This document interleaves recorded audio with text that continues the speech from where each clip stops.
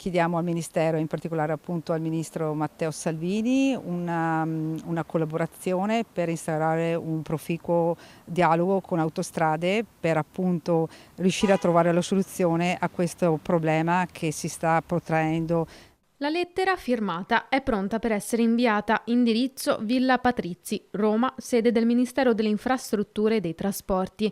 La richiesta della sindaca Balliana è chiara: non far pagare il pedaggio nel tratto di A27 Vittorio Veneto Nord Fadalto, percorso dai cittadini e dai lavoratori che per lavori notturni all'autostrada e le numerose interruzioni della statale Alemagna si trovano a dover pagare per andare al lavoro e tornare nelle proprie case. Ricordiamo che questo tratto di strada serve il Vittoriese, ma non solo, quindi dal Vittoriese verso tutto l'Alpago, quindi a una chiusura naturalmente devono entrare in autostrada e pagare il doppio pedaggio dell'andata e il ritorno. Una situazione che persiste dall'anno scorso e che si sta protraendo.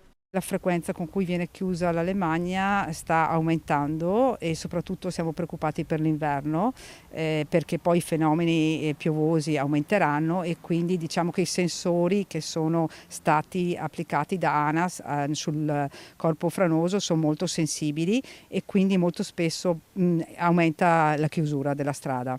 Intanto sulla A27 per lavori di manutenzione alle barriere antirumore la stazione di Vittorio Veneto Nord subirà chiusure notturne programmate nelle notti di mercoledì 3, giovedì 4 e venerdì 5 settembre.